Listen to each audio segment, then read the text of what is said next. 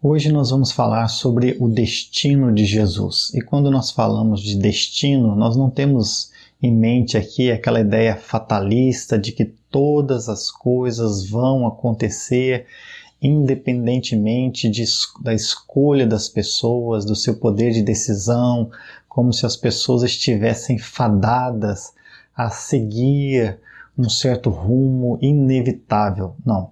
Quando nós falamos de destino, nós estamos falando que há vários agentes independentes tomando decisões, mas que o destino final de Jesus, o destino final da caminhada de Jesus, a missão de Jesus seria cumprida porque o Pai havia determinado. E isso, é claro, que não vai deixar isento de responsabilidades cada uma das pessoas que vão interferir nesse rumo de Jesus. O texto que nós vamos estudar é Mateus capítulo 26, mas desde lá do capítulo 16, Jesus já havia deixado muito claro que ele estava indo para Jerusalém e que ali ele seria entregue nas mãos das autoridades, que ele iria morrer e ao terceiro dia ele ia ressuscitar. A partir daí, você já consegue então perceber que Jesus sabia muito bem o seu ponto de chegada, o seu destino. No capítulo 26, nós temos Jesus dizendo que, acabados todos estes ensinamentos, disse Jesus a seus discípulos: sabeis que daqui a 2 dias celebrar-se-á a Páscoa e o Filho do Homem será entregue para ser crucificado.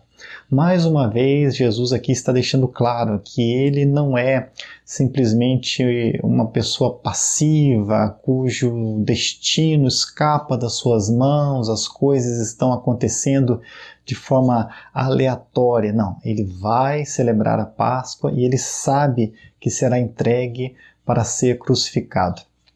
Eu gosto muito dessa parte que vem em seguida, esses versículos seguintes, a partir do versículo 3, que diz assim: Então os principais sacerdotes e os anciãos do povo se reuniram no palácio do sumo sacerdote chamado Caifás e deliberaram prender Jesus à traição e matá-lo, mas diziam: não durante a festa, para que não haja tumulto entre o povo. E a partir desse versículo aqui nós vamos aprender a primeira lição para nós nessa caminhada ao aprender o destino de Jesus. Veja bem que as autoridades se reuniram e imaginaram que estavam deliberando o destino de Jesus. Essas autoridades ali, os principais anciãos, sacerdotes, reunidos num palácio, eles tinham a ilusão de que estavam determinando o destino de Jesus sem saber que o próprio Jesus já sabia do seu destino. O que eles estavam fazendo é simplesmente confirmar aquilo que Deus já havia planejado. Tendo eles imaginado ter como se fosse os fios que controlam ali os marionetes, eles na verdade estavam sendo controlados por Deus. Irmãos, as autoridades às vezes têm essa ilusão. Pessoas poderosas, pessoas nas instituições políticas, religiosas, nas instituições de ensino, elas às vezes se tornam bastante arrogantes e elas imaginam que elas controlam o destino das pessoas. Elas imaginam que elas são uma elite que está acima das pessoas comuns, né? As pessoas que vivem as suas vidas ordinárias, e esses seres especiais imaginam tomar os rumos da humanidade e às vezes nas pequenas esferas, né? Aqueles líderes nas pequenas esferas, nas médias, nas grandes esferas que tomam decisões e que afetam a vida das pessoas, eles acham que são eles que controlam o destino das pessoas. Eles têm essa arrogância sem saber que, na verdade, é Deus quem controla o destino de cada um. Jesus tinha clareza de que essas pessoas não estavam determinando o seu destino. Mateus também, quando registra isso, ele sabe que não são essas autoridades que determinam o destino de Jesus. Irmãos, essas autoridades também não determinam os nossos destinos. Nós podemos ter a ilusão de que sim, às vezes acreditamos que sim, e por isso a gente acredita que o nosso voto tem o poder de mudar a vida. Não, ele tem o poder de influenciar nas decisões que serão tomadas com relação à vida de muitas pessoas, mas não de determinar o destino. Isso é muita arrogância. A nossa vida está nas mãos de Deus. Nós não somos marionetes nas mãos de líderes políticos, religiosos, ou o que quer que seja. A nossa vida está nas mãos de Deus. Eles só são pessoas iludidas que acham que têm um controle que na verdade não têm. Em seguida, nós temos Jesus indo para Betânia, ele para ali na casa de Simão, o leproso, aproxima-se uma mulher, ela tem ali um vaso de perfume, derrama esse vaso, esse perfume sobre a cabeça de Jesus, os discípulos ficam bastante indignados, e eles dizem, olha que desperdício, pois esse perfume podia ser vendido por muito dinheiro, e o dinheiro então podia ser dado aos pobres. Jesus tinha uma ideia diferente com relação ao destino que se deveria dar àquele perfume. E ele então pergunta, por que molestais esta mulher? Ela praticou boa ação para comigo, porque os pobres sempre os tendes convosco, mas a mim nem sempre me tendes, pois derramando este perfume sobre o meu corpo, ela o fez para o meu sepultamento. Em verdade vos digo, onde for pregado em todo o mundo este evangelho, será também contado o que ela fez para memória sua. Jesus aqui mais uma vez está dando mostras de que ele percebe o rumo dos acontecimentos como marchando em direção ao destino final determinado por Deus. Até o fato de aquela mulher colocar ali um perfume sobre a cabeça de Jesus, Jesus já identifica isso como um ato profético, profetizando então que ele morreria, falando a respeito do seu sepultamento. O argumento que os discípulos usam, eu gosto muito dele, e já tiro daqui mais uma lição para nós, porque ele pode ser usado para qualquer coisa. Tá? Então veja bem, você quer dar um churrasco para celebrar um familiar amado seu, mas alguém poderia dizer, o dinheiro desse churrasco podia ser destinado aos pobres. Você quer dar um presente caro para um filho seu, e alguém vai dizer, olha, você vai dar o quê? Um celular caro desse para sua filha? Esse dinheiro poderia ser dado aos pobres. E se você vai fazer uma viagem com sua família, com os amigos queridos, alguém também poderá dizer, esse dinheiro poderia ser dado aos pobres. Inclusive, pensando dessa maneira que muitas políticas equivocadas são feitas, sempre nessa mentalidade, olha, o dinheiro pode ser destinado aos pobres. Mas Jesus aqui está dizendo que há outras destinações. O dinheiro poderia ser dado aos pobres? Sim, mas sempre vai haver pobres para você dar dinheiro. No entanto, essa mulher fez um ato aqui de ternura, um ato de amabilidade para com Jesus, ela demonstrou carinho, amor por ele, e esse ato é lembrado até hoje, segundo as próprias palavras de Jesus. Pensando em nós também, nós estamos num destino, nós estamos numa caminhada, indo para a direção que Deus determinou por nós. E nós não devemos pensar que tudo na vida é ajudar os pobres, ajudar os necessitados. No nosso caminho, de muitas maneiras, nós podemos agradar o coração de Deus, cuidando de um filho, fazendo uma viagem com a família, estando junto com pessoas amadas, às vezes sim, ajudando quem tem necessidade, e às vezes celebrando quem está tendo sucesso e lutou muito para que esse sucesso acontecesse, e às vezes incentivando coisas que não estão necessariamente ligadas aos pobres na nossa nação, na nossa vida, na nossa igreja, mas que de alguma maneira vão trazer um benefício para o pobre, assim como o turismo, assim como a indústria, assim como o comércio. Há muitas maneiras de se investir o dinheiro visando o destino final, que é a glória de Deus, que não necessariamente dando dinheiro para os pobres.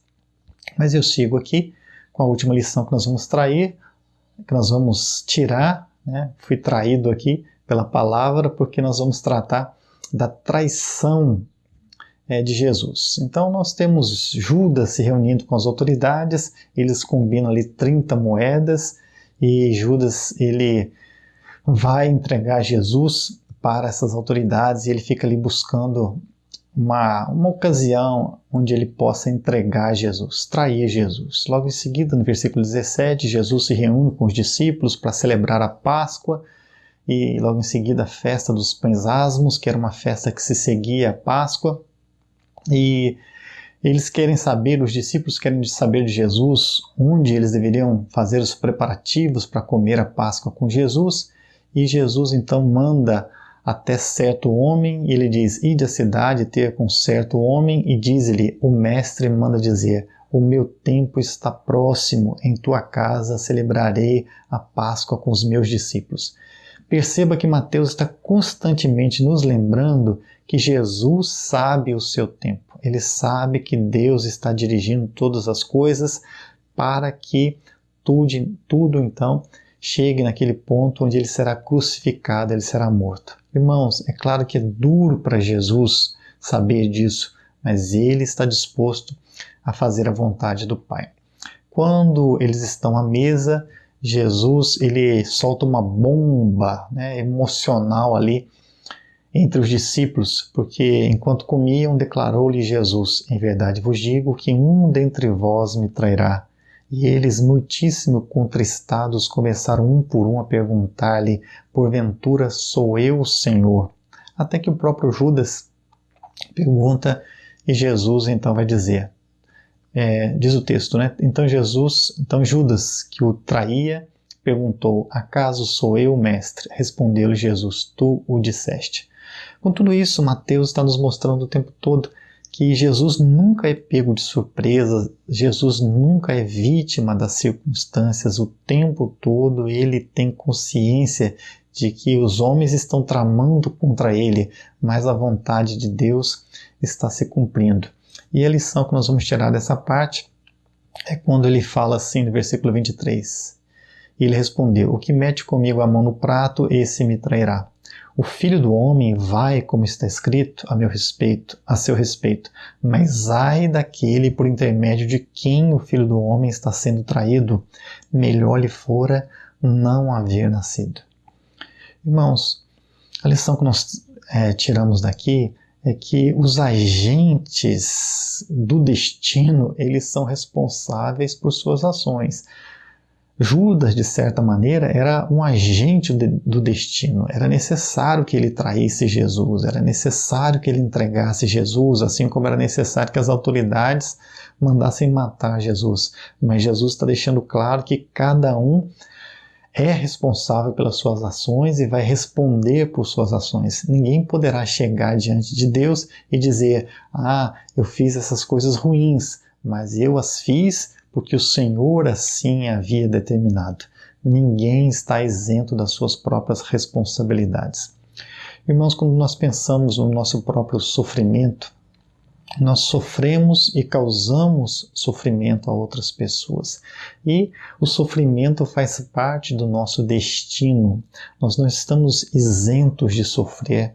Pelo contrário, é certo que iremos passar por sofrimento ao longo da nossa jornada, mas não devemos imaginar que isso escapa ao controle de Deus ou que Deus é pego de surpresa pelo fato de coisas ruins acontecerem conosco. Pelo contrário, nós devemos crer e saber que o sofrimento faz parte da jornada e que Deus há de usar o sofrimento para a glória dele, para o nosso crescimento, para o desenvolvimento dos seus planos, ainda que cada agente há de prestar conta de seus atos. Se pessoas nos fazem sofrer, elas prestarão contas a Deus. Se nós fazemos as pessoas sofrerem, nós devemos nos arrepender, pedir perdão a Deus para que sejamos perdoados.